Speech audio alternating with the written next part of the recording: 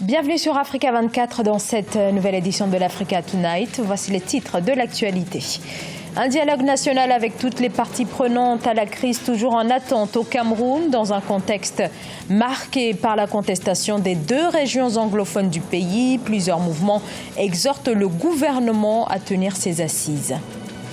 La capitale ghanéenne, désignée pour abriter le siège du secrétariat permanent de la zone de libre-échange africaine, décision actée lors du 12e sommet extraordinaire de l'Union africaine. Le décryptage dans ce journal avec notre envoyé spécial. Alliance entre l'ONU et l'homme d'affaires nigérian Tony Elumelu, un partenariat stratégique dénommé TEF-PNUD pour l'entrepreneuriat des jeunes entrepreneurs du Sahel. Objectif, autonomiser 100 000 jeunes entrepreneurs africains. Depuis 3 ans, la crise sociopolitique qui secoue le nord-ouest, le sud-ouest du Cameroun, les deux régions anglophones du pays, s'est transformée en affrontement armé entre les forces de défense et de sécurité camerounaises et les militants séparatistes. Sur place, les populations sont inquiètes et insistent sur la nécessité d'un dialogue national. Reportage entre correspondantes, Viviane Bauken. Les citoyens camerounais des deux régions anglophones et de l'ensemble du pays expriment leur volonté de voir les perturbations sociopolitiques en cours dans le pays s'extomper pour un retour rapide à la normale. Après plusieurs centaines de morts, de blessés, de mutilés et environ 500 000 personnes déplacées, l'issue indéniable ici serait le dialogue selon les populations. Les anglophones voulaient pré-dialogue, une concertation avant ce dialogue national. Ce n'était pas approuvé par le gouvernement. Le gouvernement dit qu'ils sont en train de préparer un. Bon, on attend. J'espère qu'on ne va pas attendre ad infinitum. Ça veut dire qu'on ne va pas attendre pour toujours. Parce que cette situation a trop duré et cause un grand tort au pays, au Cameroun. Nous sommes tous Camerounais. Même ceux qui disent qu'ils sont ambazoniens, c'est pas vrai. Ils racontent n'importe quoi, mais nous sommes Camerounais, il faut trouver une solution entre Camerounais. Avec près de 80% des établissements scolaires fermés et une chute drastique des recettes fiscales et douanières, les citoyens rencontrés dans les rues de Yaoundé invitent à la table des discussions les différentes parties prenantes. C'est le dialogue et encore le dialogue. Parce que sans dialogue, on ne pourra pas trouver une sortie de crise. Le dialogue permettra d'entendre ceux qui sont sur place dans les régions du nord-ouest et du sud des populations, le gouvernement de la République qui va suivre aussi les intentions des populations et apporter une solution. Et les partis politiques, parce que ça touche, ce n'est pas une crise, c'est une crise transversale, ça touche tous les segments de la société. Et je crois qu'avec une solution, un dialogue inclusif, on arrivera à trouver une solution consensuelle de sortie des crises. Rappelons que dans la dynamique de l'appel à la paix, le chef de l'État, Paul Biya, a créé en décembre 2018 un comité de désarmement et de démobilisation en direction des combattants de la cause sécessionniste. L'objectif étant de faciliter la réintégration de ces populations.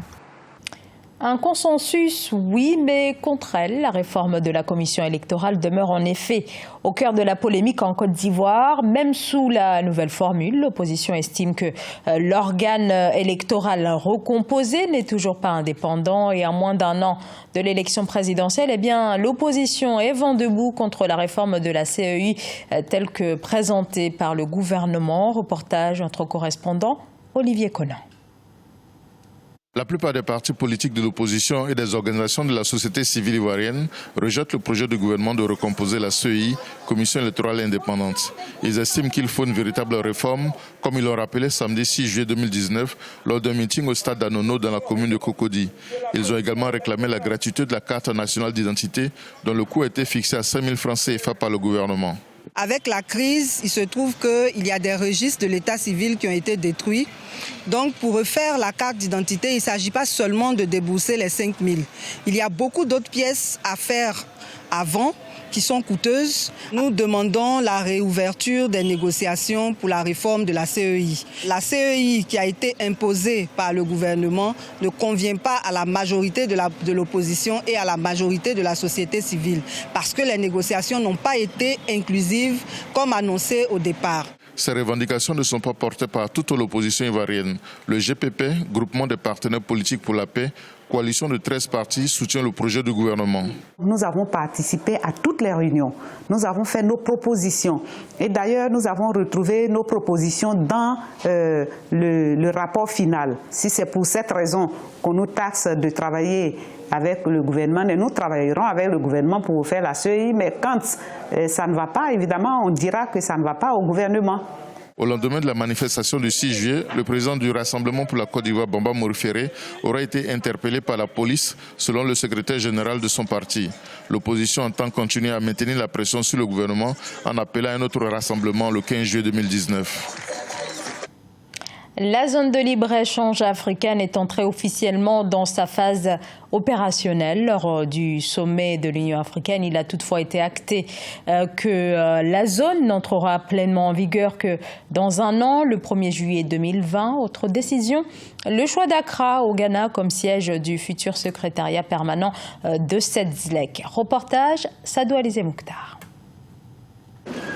C'est Accra, la capitale ghanéenne, qui a été désignée pour abriter le siège de la zone de libre-échange continentale ZLECAf, officiellement lancée dimanche 7 juillet 2019 à Niamey, au Niger.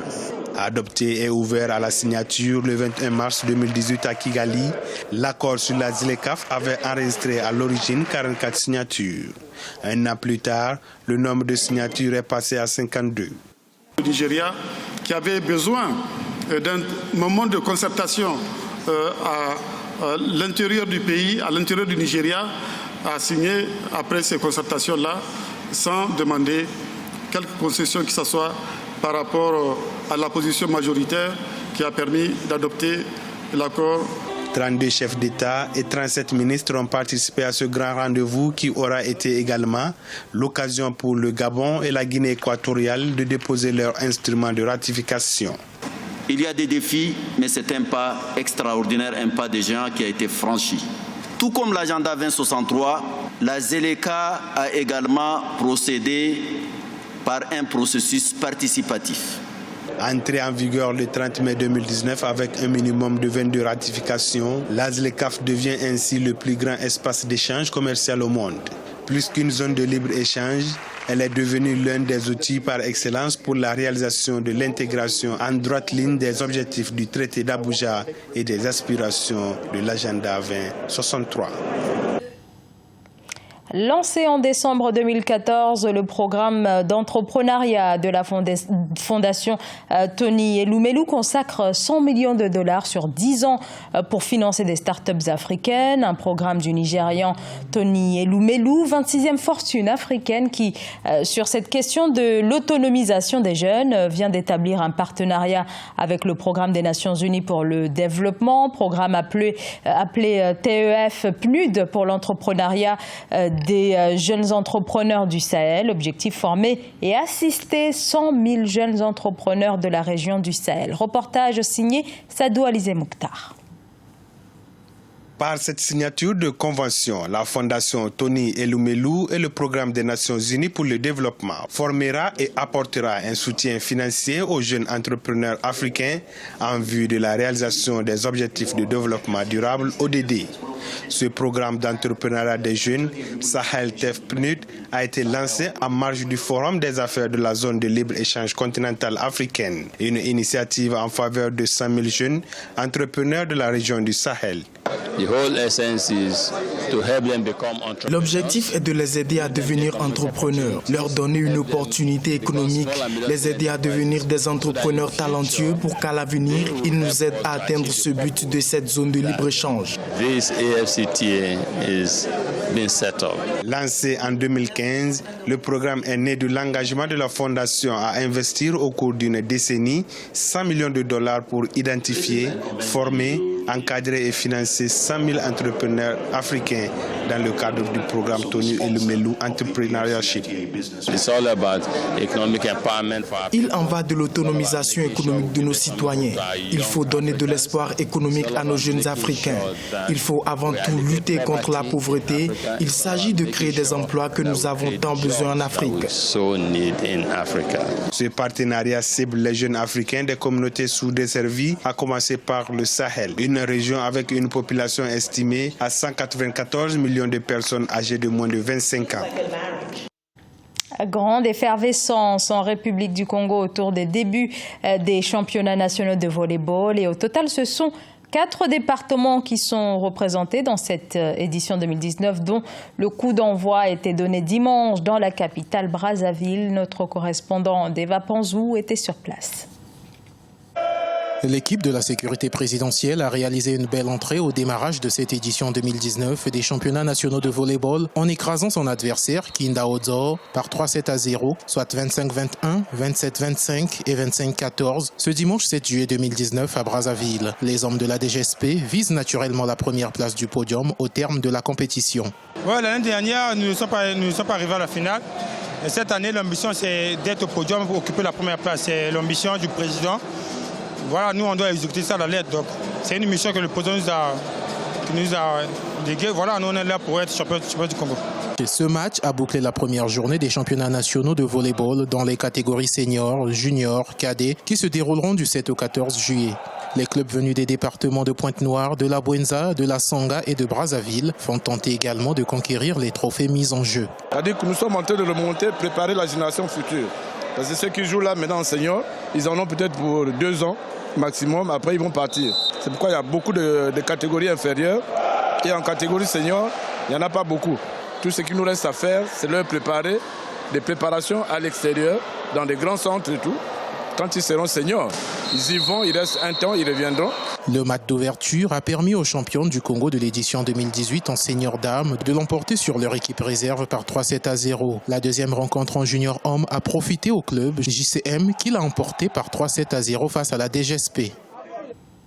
Ce journal a été réalisé par l'ensemble de la rédaction. Merci de votre fidélité. Dans un instant, une nouvelle édition de l'actualité sur Africa 24.